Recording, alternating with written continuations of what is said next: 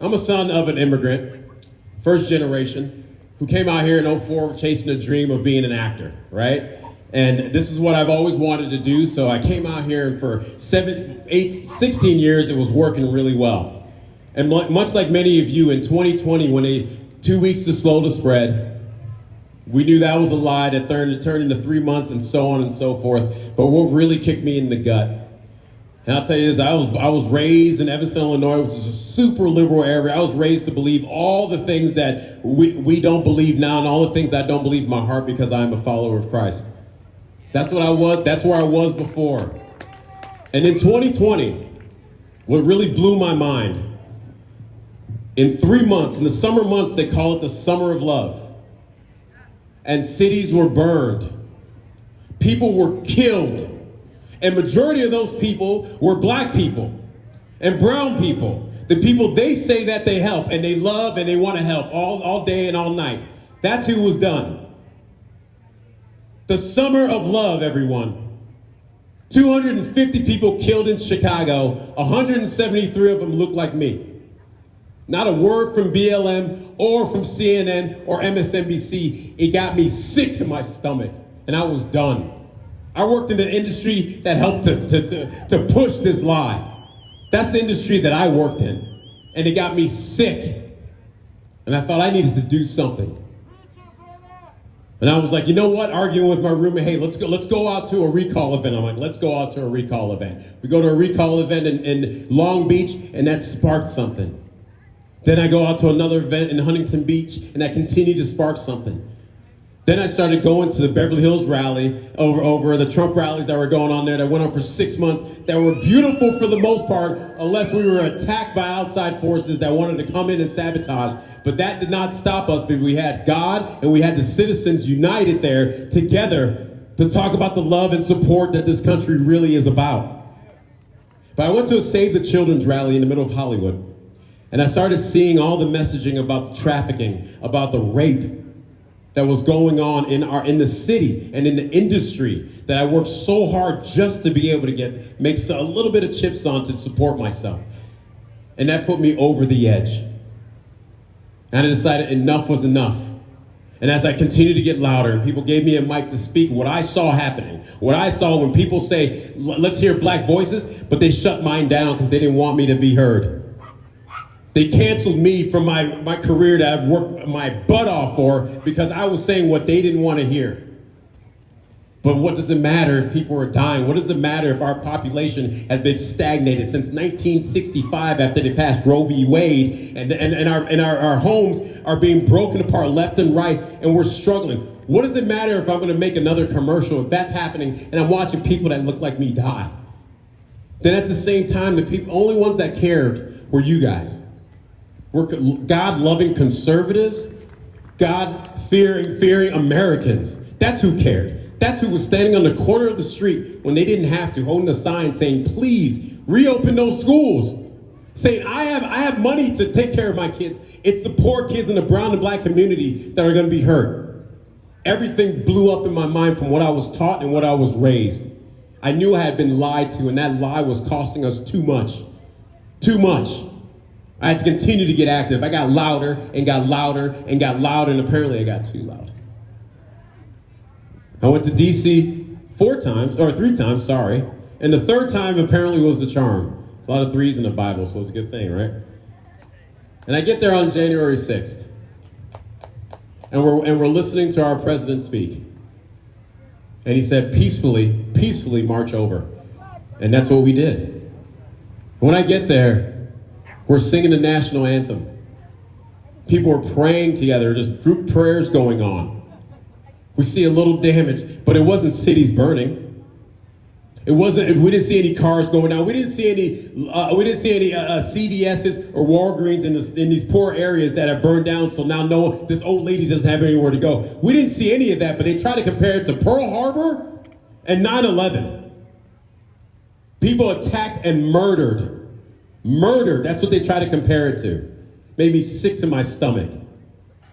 Then I found out that the Secretary of State here has had me on a censored list since September 17th of 2020 for doing what? For just doing the recall of Gavin Newsom. on page 20 of 525. You can check it out yourself. Time's going on to get a $300 citation for just doing a recall event in West Hollywood because they don't want your voice out there, but I thought freedom of speech is what matters in this country.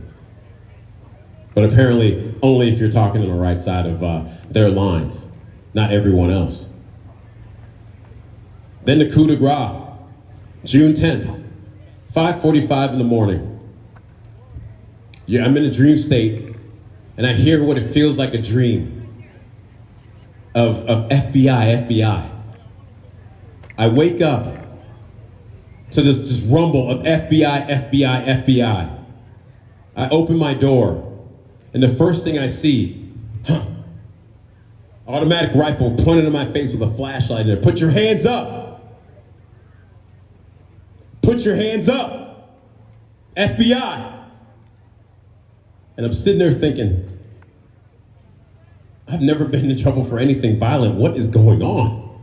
And all I can say to them is, please don't shoot my dog. She's nice.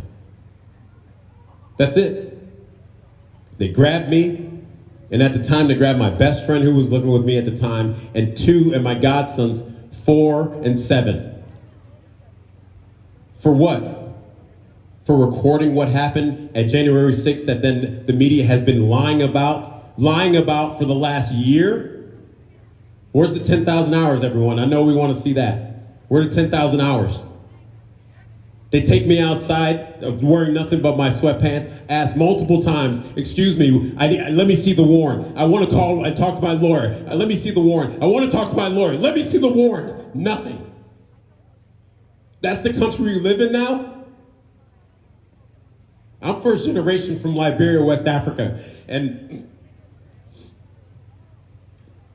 my grandfather, he was the main preacher, the main church there. And he would rail against the administration. They told him to shut up. You can't do that from the pulpit. He said no. You know what they did over there? They killed the opposition leaders, and they killed any supporters, and my grandfather died in a car accident when my mom was 12. That's what they do in other countries. And now I'm experiencing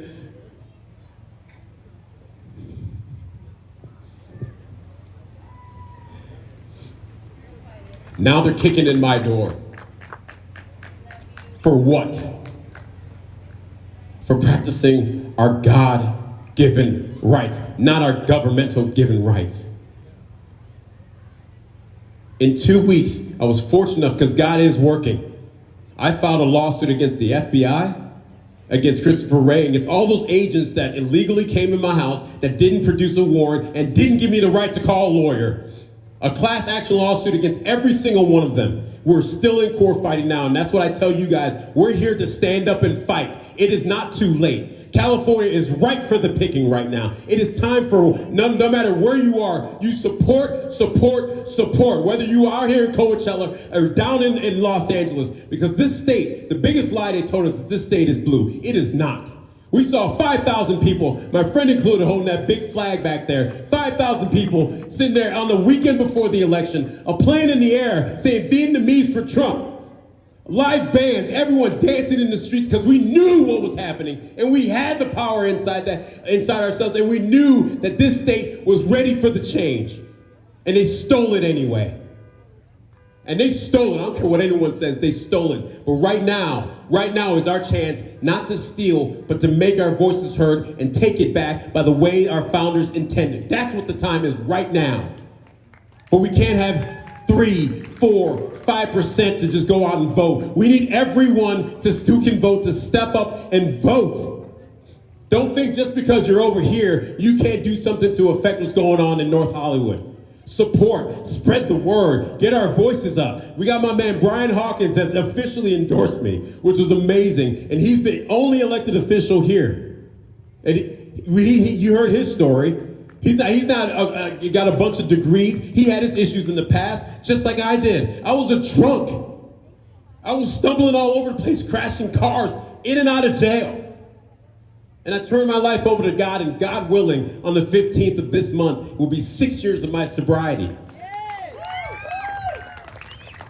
And in that sobriety, it says, I have to give back to this country that has given so much to myself, my mom, who was a single mom raising 2 boys in the middle of Chicago, and we got to live well.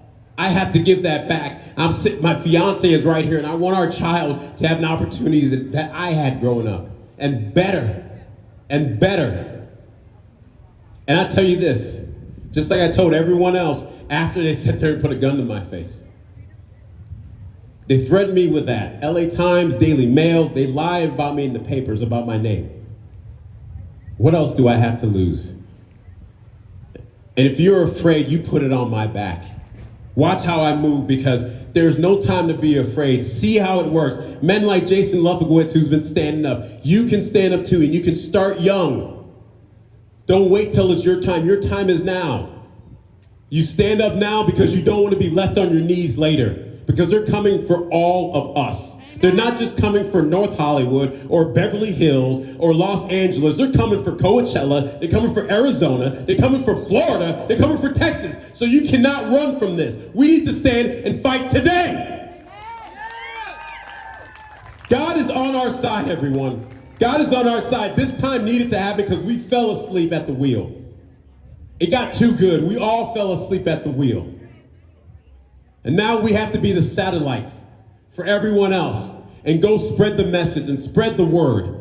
Are you sick and tired of these gas prices? Are you sick and tired of being lied to for the promises? Are you sick and tired of them saying they're going to give you something and they don't give you anything? And you know what? They shouldn't anyway. We should be able to build on our own. That's what this country was built for individual men and women to create their own future, not be told what future they should have. That is the American dream. That is why I'm running for District 43. And I ask you, every one of you here, remember what your purpose is. Find what you can do in this fight and step up and do it. The time is now. God bless you, and God bless the United States of America.